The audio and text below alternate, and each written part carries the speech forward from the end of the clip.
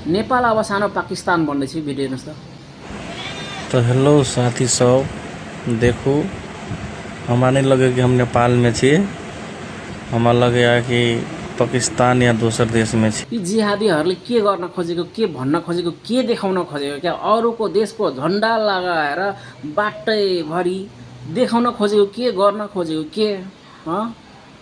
तिमीहरू आफ्नो देशको झन्डा लाउ न, नेपालको झन्डा छैन, अरूको देशको झन्डा किन लाउनु पर्यो है तिमीहरू कट्टरेहरू? यही हो क्या तिमीहरूले धार्मिक द्वन्द्व फैलाउने है, धार्मिक द्वन्द्व गराउने तिमीहरू नै हो क्या खासमा है। आफ्नो देशको झन्डा लगाउ न। सार्वजनिक स्थलमा, सार्वजनिक जग्गामा तिमीहरू अरूको देशको झन्डा लगाएर देखाउन खोजेको चाहिँ के त अनि? नेपाल सरकार, नेपाल पुलिस, तपाईँहरूको ध्यान जाओस् यता पनि है।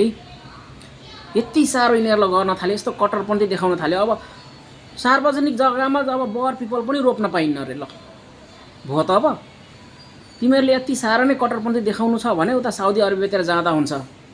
त्यहाँका मान्छेहरू पनि अब बर पिपल रोप्दैछ, तर तिमी तल्लो लेभलको गिरेको मान्छे होस् भाइ, तल्लो लेभलको, तल्लो स्तरको मान्छे होस् भाइ, तिमीहरू जो ओरिजिनल छ नि तिनीहरूले कहिले पनि यस्तो छैन। जो भागेर आछ नि नेपाल हो तिनीहरूले यस्तो गर्ने हो क्या कुकुरहरू साला।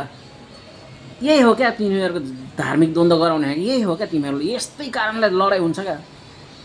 नेपालमा बसिया छ, खालि हिन्दू मुस्लिम गरेछ, लडाइँ गरेछ। तिमीहरू कहिले पनि सुध्रिँदैनस्।